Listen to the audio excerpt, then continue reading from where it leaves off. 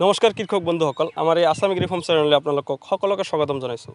বন্ধুসকল, আজি আমি উচ্চ ফলনশীল জলকীয়া খেতিত আহিছোঁ, যাৰটো আমি নিশ্চয় জানিবলৈ চেষ্টা কৰিম।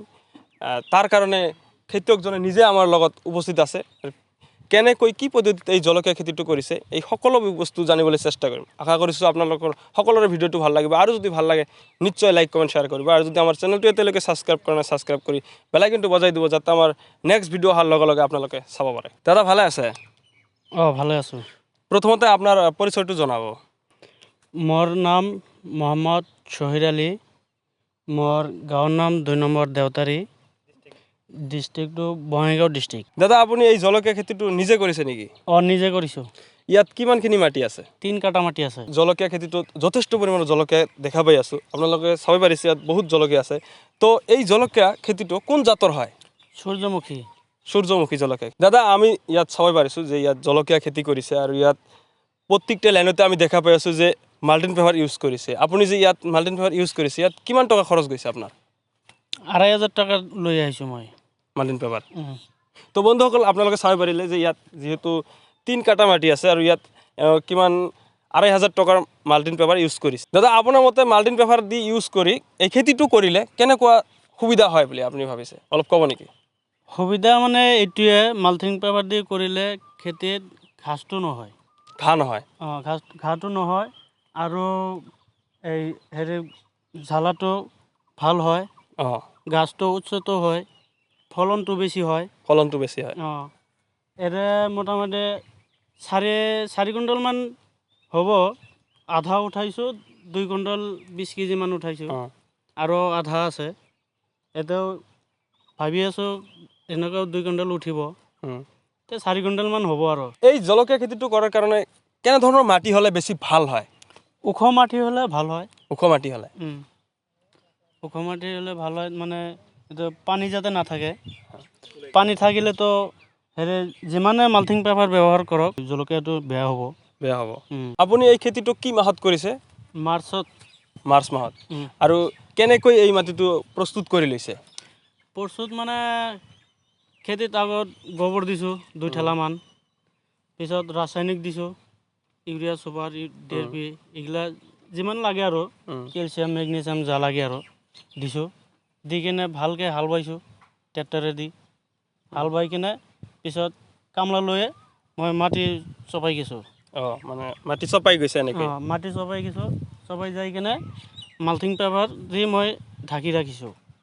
ঢাকি ৰখাৰ পিছত এসপ্তাহ পিছতহে মই মৰিচৰ পুলিটো দিছোঁ তাত, ফুটা ফুটা কৰিয়া। তাৰপিছত এইটো 2 ফুট পিছে পিছে মই গাড়ছোঁ চাৰিওফালে। 2 ফুট দূৰে দূৰে, মানে আপুনি ডিষ্টেঞ্চটো যিটো আছে সেইটো 2 ফুট দূৰে দূৰে মানে ৰোপণ কৰি গৈছে। আৰু ৰোপণ কৰি গৈছোঁ 2 ফুট। এই জলকীয়াৰ পুলিটো আপুনি নিজে তৈয়াৰ কৰিছে না বজাৰৰ পৰা কিনি আনিছে? নাই, গুটিটো মই বৰপেটা ৰোডৰ পৰা কিনি আনিছোঁ। নিজে তৈয়াৰ কৰিছোঁ, গুটিটো নিজে পেলাইছোঁ, পেলাই কিনে পুলিটো নিজে বনাই লৈছোঁ। নিজে বনাই লৈ কিনে মই নিজে ৰুইছোঁ খেতিত। এই খেতিটো আপুনি আগতে কৰিছিলে নেকি, আৰু যদি কৰিছিলে তেনেহ'লে কেনেধৰণৰ লাভ হয়? মইতো এইটো আগত কৰা নাই, এইবাৰ নতুন কৰিছোঁ, ইউটিউব চেনেলত চায়া কৰিছোঁ। 10 দিন মূৰে মূৰে তোলে 4 কুইণ্টেলমান উঠে। আৰু তো বন্ধুসকল, আপোনালোকে চাব পাৰিলে, মানে যিহেতু প্ৰথমবাৰ এই খেতিটো কৰিছে, কাৰণ তেওঁ কৈছে যে তেওঁ ইউটিউবৰ পৰা চাই এই খেতিটো কৰিছে, আৰু তেওঁ কৈছে যে 10 দিন পিছে পিছে কমচে কম 4 কুইণ্টেলকৈ মাল উঠাব পাৰে, জলকীয়া উঠাব পাৰে। তেতিয়াহ'লে আপোনালোকে নিজে হিচাপ কৰিব ল'ব পাৰে এই খেতিটো যে আপুনি কৰিছে মুঠতে আপোনাৰ কিমান টকা খৰচ পৰিছে?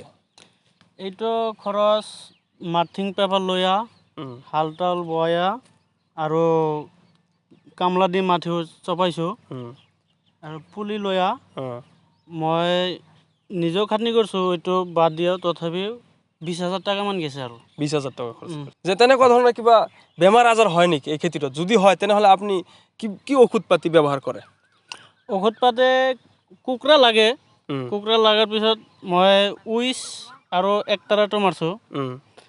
আৰু এটা বেমাৰ আছে আপোনাৰ ফলৰ, এই যে পোকাৰ কাৰণে, এইটো এটাক মাৰিলেও যেনিবা যায়। ফুলৰ কাৰণে মই এমিষ্টাৰ টপটো মাৰছোঁ, এইটো ফলটো ভাল হয়। এমিষ্টাৰ মাৰাৰ পিছত আৰু একো মাৰা নাই। কিমান টকাকৈ বিক্ৰী কৰি আছে এই জলকীয়াটো বজাৰত? জলকীয়াটো মোৰ ঘৰৰ পৰাই বেপাৰী মাখা লৈ যায় 50 টাকা কিলো। 50 টাকা কিলো। মই বজাৰত লৈ যাওঁ তথাপি 50 টাকাই পাওঁ আৰু আজিয়ে উঠাইছোঁ লৈ গৈছিলোঁ বিজনেছ বেচাইছোঁ 50 টাকা আৰু উঠাই আছে বেপাৰী আহিব লৈ যাব 50 টাকাকেই দিব। পুলিটো কিমান দিন হ'লে খেতি মাটিত ৰোপণ কৰিব পাৰে? এইটো 20 দিনৰ পৰা 25 দিন 25 দিন হ'লে পুলিটো উঠাই খেতিত ৰোপণ কৰিব পাৰে। ৰোপণ কৰিব আৰু আৰু কিমান দিন পিছত এই ফলটো আমি উঠাব পাৰিম?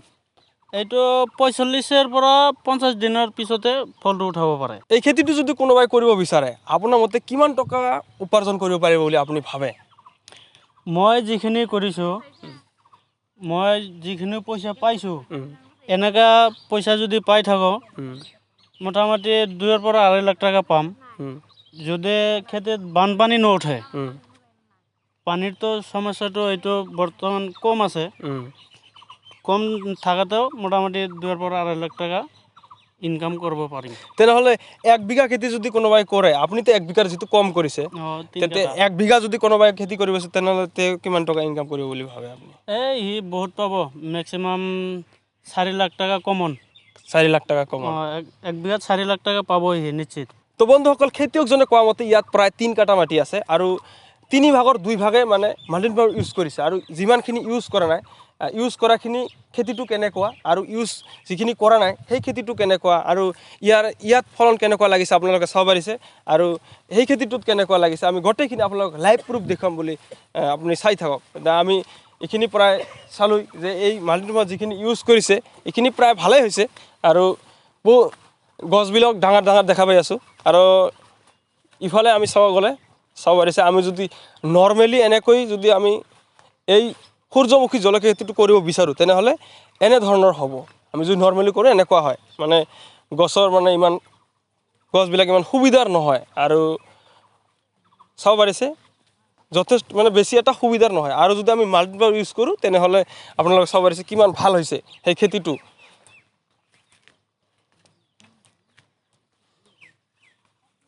জলকীয়াবিলাকো আপোনালোকে দেখাইছে জলকীয়াবিলাক যিটো আছে হ'লেও মানে গছৰ যিটো কণ্ডিশ্যন এইটো বেছি এটা ভাল নহয় আৰু যিটো মাল্টিপ্লায়াৰ ইউজ কৰিছে সেই গছৰ মানে কোৱালিটিও ভাল মানে এনে মানে গছৰ যিটো পৰিস্থিতিটো ভাল আছে গছটোও ভাল মোটা আছে আৰু এনেকুৱা ঔষধ পাতি কিন্তু ইটোতো ব্যৱহাৰ কৰিছে কৰিলেও মানে এইটো মানে নৰ্মেলি কৰিছে মাল্টিপ্লায়াৰ ইউজ নকৰাৰ কাৰণে এই খেতিটো বেছি এটা ভাল হোৱা নাই খেতিয়কজনে কোৱা মতে। তো আমি লাইভ প্ৰুফ আপোনালোকক দেখুৱাইছোঁ আপোনালোকে চাব পাৰিছে ইয়াত যে বেছি। তো বন্ধুসকল আজি আমি এই সূৰ্যমুখী জলকীয়াৰ গোটেইখিনি তথ্য আপোনালোকক জনাবলৈ চেষ্টা কৰিলোঁ।